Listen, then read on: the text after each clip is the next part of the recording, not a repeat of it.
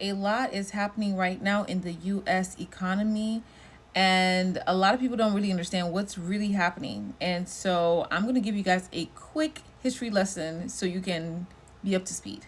Let's talk about Fort Knox. Let's talk about Fort Knox and what is happening with gold.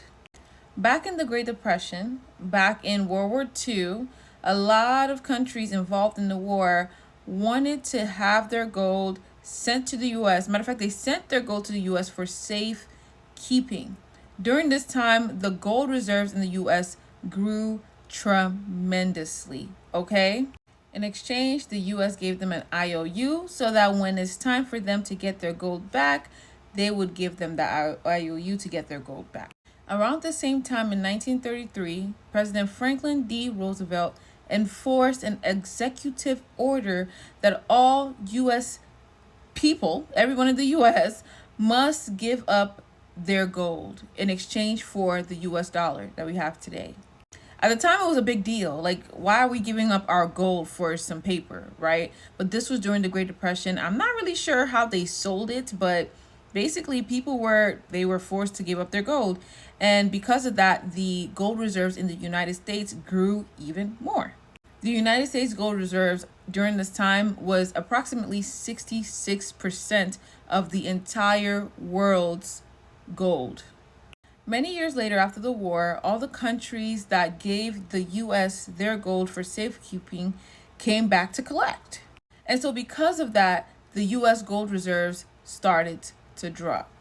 So fast forward in the 70s, 1971 to be exact, Nixon banned the conversion of the U.S. dollar into gold.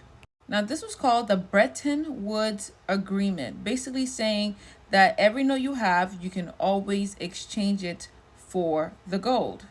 After Nixon canceled and stopped the Bretton Woods Agreement, this completely stopped the exchange of the US dollar with gold. So now you cannot trade gold and the US dollar.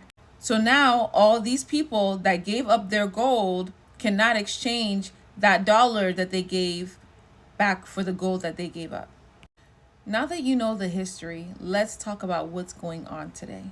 As you guys may all know, the US is deeply, deeply underwater with debt, and they are spending at a deficit.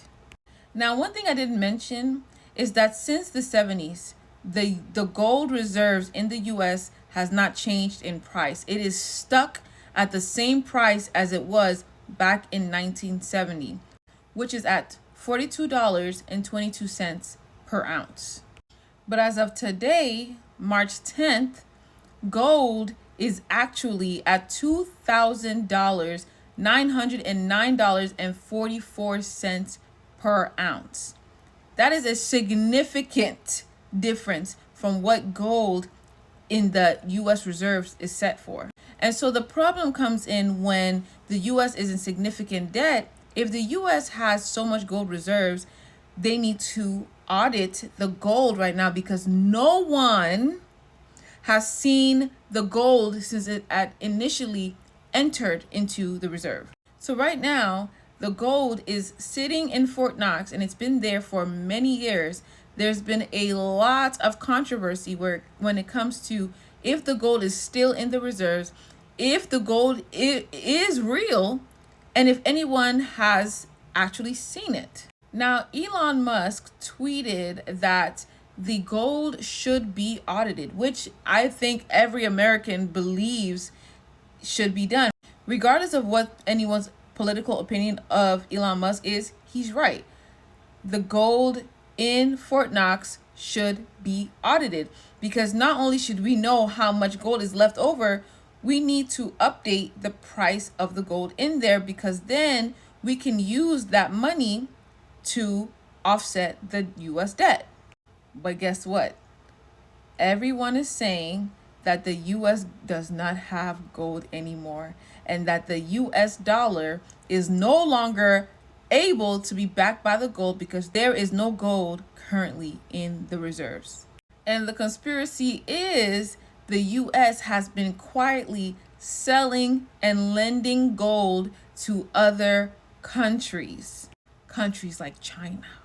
And now, because of the rumors of audits, there are so many conspiracies going around because we see banks like Chase Bank flying in billions of dollars worth of gold from London to New York. And now people are questioning, why is that happening? Why are these banks secretly flying gold from London to the UK? There are many reasons. They're saying that it could be some form of arbitrage going on, or it could just be a cover up that the gold was lent to these countries and now they're bringing it back to the US so that when an audit is done, it can look like the gold had already always been there. So why is this being discussed? Why is this a problem? Well, a lot of countries have their currency backed by the US dollar and some gold, right?